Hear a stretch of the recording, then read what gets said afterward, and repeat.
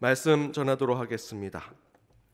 오늘 본문은 바울이 갈라디아 교회에 주었던 영적 교훈의 마지막 부분을 차지하고 있습니다. 1절에서 5절은 아마도 이 갈라디아 교회 안에 이 범죄 경력이 있는 신앙의 지체들이 있었던 것 같습니다. 그래서 바울이 그들을 어떻게 대해야 될지를 설명해 줍니다. 1절의 말씀대로 신령한 너희는, 그러니까 갈라디아 교회 교인들에게 영적으로 충만한 너희들이 영적으로 충만하기 때문에 그 범죄 경력이 있는 자들을 어떻게든 바로잡고 잘 영적으로 케어하고 더불어 너 자신도 돌아보는 계기가 되라 라고 이야기합니다. 그러면서 서로의 짐을 서로가 지면서 그리스도의 법을 지켜야 한다라고 말씀하고 있습니다. 6절에서 10절까지는 물질에 대한 영적 교훈을 주고 있습니다. 7절에 무엇이든 심든지 그대로 거두게 될 것이다. 8절의 말씀에 보면 자신의 육체를 위해서 심는 것은 썩어진 열매가 될 것이지만 성령을 위해서 심는 자는 영생을 거두게 될 것이다 라고 증거하고 있습니다.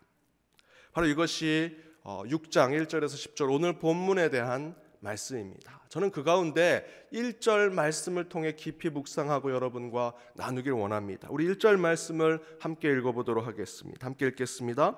형제들아, 사람이 만일 무슨 범죄한 일이 드러나거든 신령한 너희는 온유한 심령으로 그러한 자를 바로잡고 너 자신을 살펴보아 너도 시험을 받을까 두려워하라.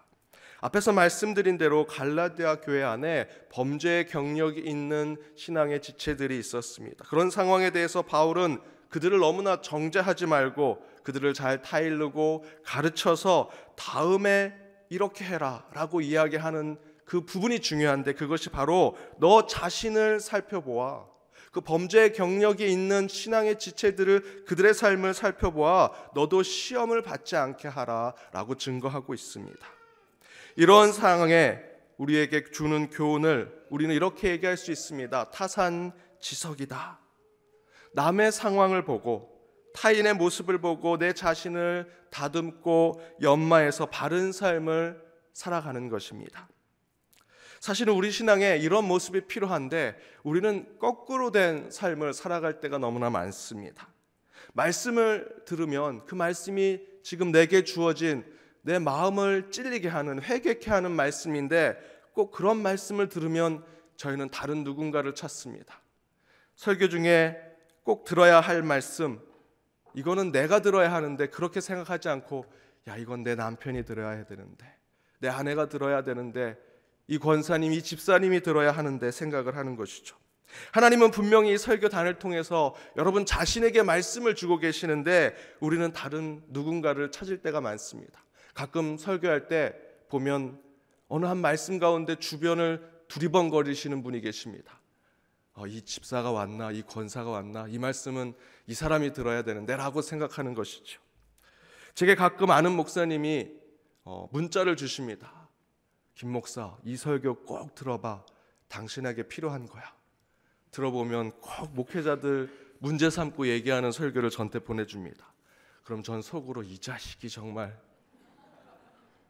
그냥 본인이 은혜 받으면 끝나는데 꼭 남 탓하고 다른 사람의 문제를 삼고자 하는 신앙이 우리 가운데 너무나 많이 있다는 것이죠. 교회 안에서도 그래요. 우리가 무슨 설교를 제가 하게 되면 어느 분들은 꼭 와서 목사님 그 설교 남선교회 가서 해주세요. 그 설교 어느 구역 가서 해주세요 라고 얘기하신 분들이 계십니다. 제가 개척교회 할 때 우리 성도님들의 일거수일투족을 다 알게 됐고 그분들의 삶과 그분들의 문제와 기도 제목을 다 알게 되었습니다. 그래서 제가 중보기도 하면 그 개척했던 멤버들의 가정들을 이름을 다 불러가며 함께 기도했었습니다. 처음에는 몇 가정이었지만 나중에는 정말 수많은 가정들을 위해서 기도하게 되는데 새벽 기도의 시간으로 기도할 수가 없어서 낮에도 기도하고 계속해서 그 기도를 함께 했었습니다. 그러면서 속으로 이렇게 생각했습니다. 야, 우리 교회 성도님들이 내가 이렇게 열심히 기도하는 것 알고 계실까? 다들 잘하고 계실까? 문제가 있고 기도의 제목들이 있는데 내가 이렇게 기도하는데 다들 잘하셔야 되는데 라고 생각을 했습니다. 그리고 몇 해가 지나서 교회가 안정이 되고 성장이 되어서 그 예전에 함께 기도했던 것들을 추억으로 나누는 시간이 있었습니다. 개척 초기에 서로 근심하고 걱정하면서 기도했던 이야기를 나누는데 어떤 얘기를 우리 성도님들이 하시는지 아십니까? 저는 어느 집사님, 어느 권사님, 어느 장로님이 개척할 때 힘들고 어려워하신 부분들을 생각하면서 제가 그분들 기도하고 여러분 위해서 제가 기도했습니다 라고 말씀드렸더니 그분들은 하나같이 제게 이렇게 얘기합니다. 목사님, 저희는 개척 초기에 목사님만 위해서 기도했어요. 물론 개척교회가 힘드니까 담임 목사의 건강과 사역과 비전을 위해서 기도하는 것인데 그런 뜻이 아니라 이분들은 이런 취지가 있었습니다. 야, 우리 목사님 젊은데 개척교회 할 수 있을까? 혹시 장례 예배는 못하는 게 아닐까? 설교하다가 나 이제 못하겠어 하고 도망가는 건 아닐까? 새벽 기도에 어느 날부터 나오지 않는 게 아닐까? 청년들만 좋아하고 어르신들은 싫어하는 게 아닐까? 그렇게 걱정하면서 성도님들이 하나같이 다 저를 위해서 기도하셨다라는 것입니다. 제가 건강하고 또 비전대로 사역을 잘하기를 위하는 그런 마음보다는 혹시 목사님이 젊어서 잘못되지 않을까 하는 마음으로 목회자를 위해서 기도했다라는 것입니다. 제가 얘기를 들으니까 우리 연동교회도 제가 처음 부임했을 때 우리 어르신들이 다 걱정하셨다 그러시더라고요. 다 저를 위해서 기도하셨다라고 하시는데 제가 그 개척교회에서도 처음에 그랬습니다. 저는 개척할 때 그 힘들어하시는 성도님들을 위해서 기도했는데 그분들은 하나같이 다 저를 위해서 기도하신 것입니다. 그래서 저는 그때 이후부터 내가 남을 위해서 남 탓하면서 남 걱정하면서 기도할 필요가 없겠구나. 목회를 위해서 생각한다면 내가 잘 돼야지 라고 하는 마음으로 기도해야겠다라는 생각으로 목회하기 시작했습니다. 지금도 그렇습니다. 제가 우리 연동교회 와보니까 이게 문제구나, 이게 걱정이구나, 이런 분들은 정말 이런 기도가 필요하겠구나라고 생각하고 기도하는데 주변의 얘기를 들어보니 다 초기에 김주영 목사 잘 돼야 될 텐데, 잘 적응해야 될 텐데 저를 위해서 기도하셨다라는 이야기를 들었습니다. 그러면서 지금은 기도가 바뀌었습니다. 저는 그래, 나만 잘하면 되겠구나. 나를 위해서 이렇게 많은 분들이 기도해 주시는데 여기서 하나님 저만 잘하면 된다고 합니다. 저 잘 지켜주시고 사역하면서 겸손케 하시고 열정 있게 하시고 또한 비전 가운데 담대하고 당당하게 이 연동교회 이끌 수 있도록 하나님 저를 지켜주십시오 라고 기도하게 되었습니다. 여러분, 거울의 신앙이라는 것이 이런 것 아니겠습니까? 거울의 신앙은 다른 것이 아닙니다. 말씀 읽고 마음의 찔림을 받으면 여러분 다른 사람 생각하고 떠올리지 마십시오. 내 자신을 돌아보기만 하면 됩니다. 기도 중에 회개하게 되었다면 하나님, 그 집사님, 그 권사님 이 기도 듣고 회개하게 해주세요 라고 기도하는 것이 아니라 주님, 제 마음을 새롭게 하시고 정하게 하시고 회개케 하여 주옵소서 라고 내 자신을 위해서 기도해야 한다라는 것입니다. 그런데 이런 거울의 신앙이 특별히 우리 한국 교회와 우리 개인의 신앙에 굉장히 필요하다라는 것입니다. 먼저는 우리 한국 교회가 이 거울의 신앙으로 우리의 자신을 돌아볼 필요가 있습니다.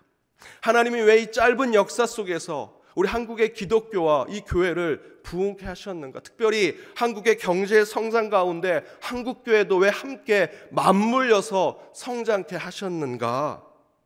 그것을 잘 살펴보아야 되는데 저희들은 지금 그 성장 가운데 자라난 열매만 따먹으려고 하는 모습이 한국교회에 너무 많다라는 것입니다. 그래서 한국교회는 세상에서도 영향력을 잃어가고 교회 안에서도 분열과 분란이 곳곳에서 일어나고 있습니다. 마치 뻥튀기 과자처럼 겉은 화려하게 보이는데 손으로 꾹 누르면 금방 꺼질 수밖에 없는 모습이 지금 한국교회의 모습이라는 것이죠.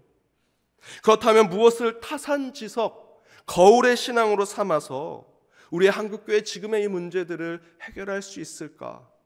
저는 100년 전 유교의 모습을 바라봐야 한다고 생각합니다. 조선 왕조의 배경을 삼아서 600년 동안 영광을 얻었던 유교가 구한 말에 단 몇십 년 사이에 쇠락하고 침체해서 지금은 소수의 종교, 단 1%도 내가 유교를 믿는다라고 얘기한 사람이 없는 종교가 되었습니다. 바로 이것을 한국교회는 반드시 타산지석으로 삼아 지금의 한국교회 문제를 해결해야 합니다. 그래도 유교는 여러분 600년 동안 조선 왕조를 지배했습니다. 600년 동안 유교가 이 땅을 지배했던 종교였습니다. 그러나 기독교는 이제 100년 됐습니다. 그런데 그 100년의 융성 이후에 벌써부터 침체하고 쇠퇴하는 종교가 되어가고 있다는 것입니다. 교회 학교가 점점 줄어들고 있습니다. 우리가 속한 교단의 청년의 출석수가 2%도 되지 않는다고 합니다. 가나안 성도들은 점점 많아지고 있습니다. 그 가나안 성도들이 젊은 세대가 아닙니다. 나이 많은 장년들도 교회를 떠나고 있습니다. 왜 그럴까?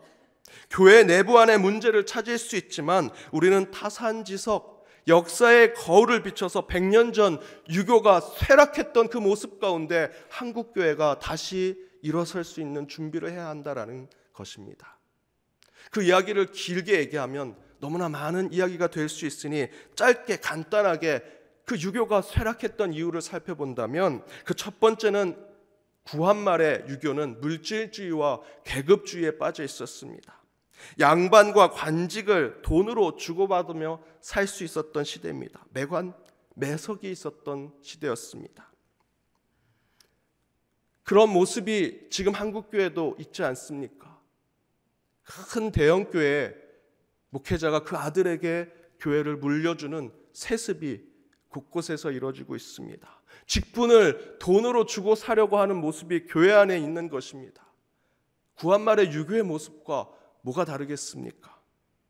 또한 두 번째는 과도한 원리주의, 근본주의에 빠져 있었습니다. 대원군의 계보를 가졌던 자들은 쇄국정책, 외세의 문화를 받아들이지 않으려고 하는 것들이 강했습니다. 우물한 개구리로 있었다라는 것입니다. 지금 기독교도, 한국교회도 그렇습니다. 기독교의 근본주의가 판을 치고 있습니다. 세상은 다 악한 것이라고 생각합니다.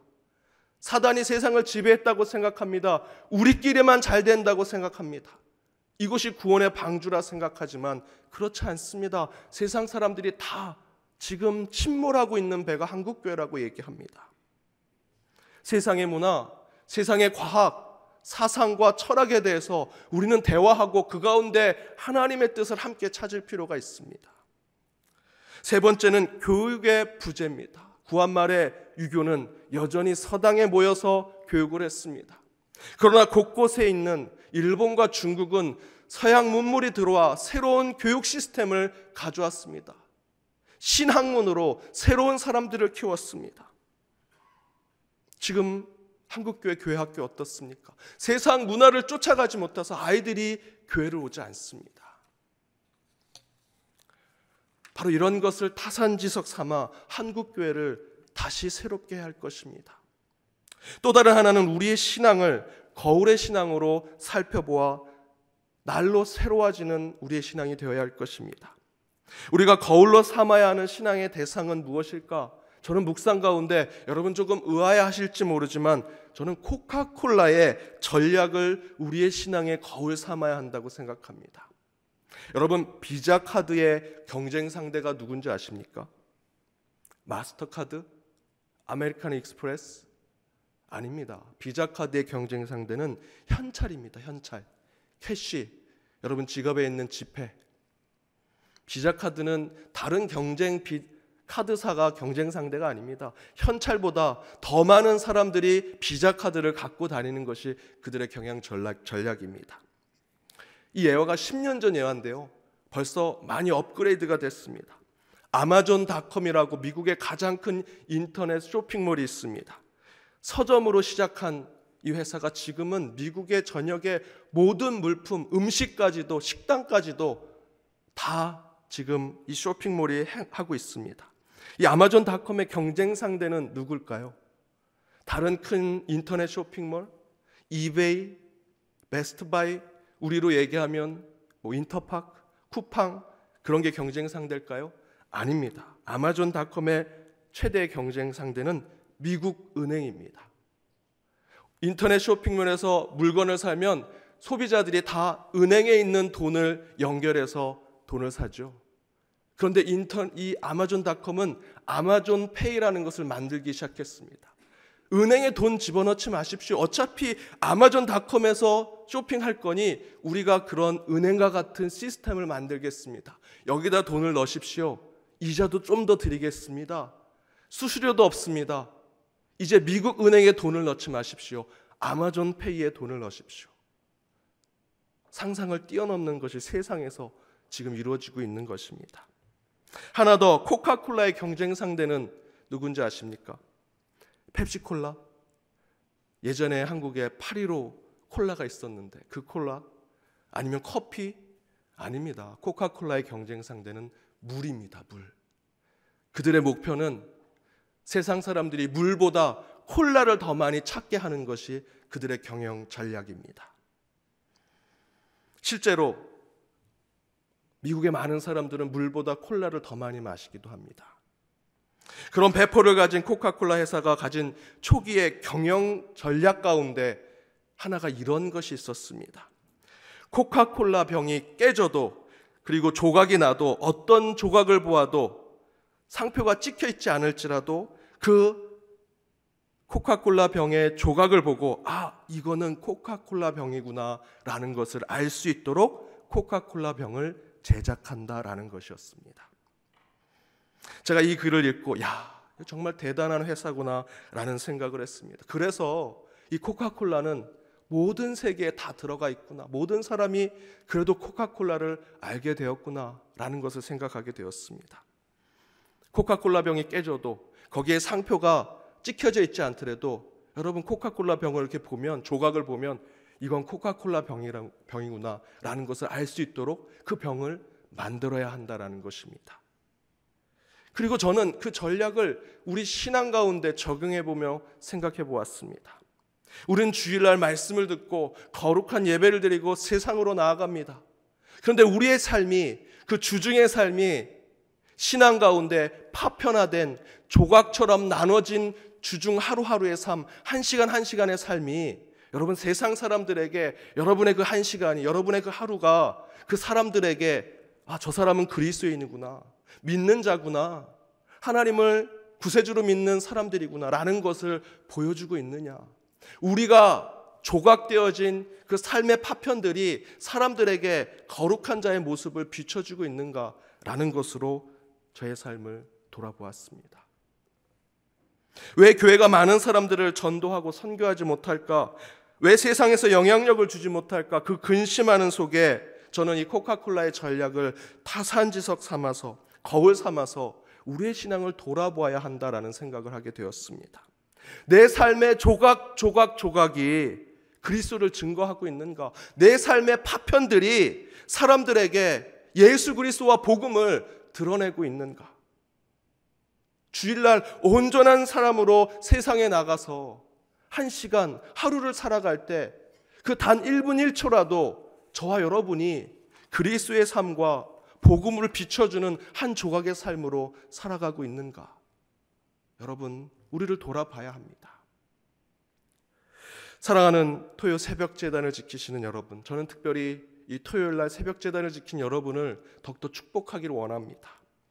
우리는 이 겨울의 신앙을 염두하면서 살아야 할 것입니다. 오늘 본문 1절의 말씀대로 범죄한 사람들을 온유한 심령으로 돌아보고 거기에 멈추는 것이 아니라, 그들을 정죄하고 그들을 탓하는 것이 아니라 그들을 통해서 우리 자신을 돌아봐야 한다라는 것입니다.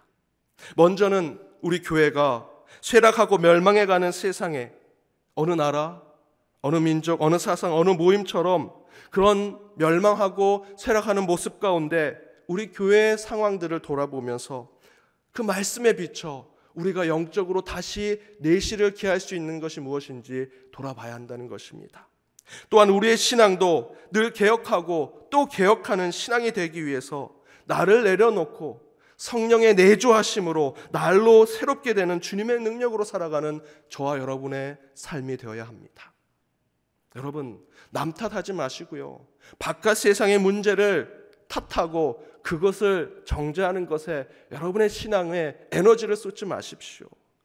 먼저 내 자신을 돌아봐야 합니다. 내 공동체가 옳은지를 돌아봐야 합니다. 내 삶의 조각조각이 참된 그리스도의 삶, 복음을 드러내는지 먼저 우리의 삶을 돌아봐야 한다는 것입니다.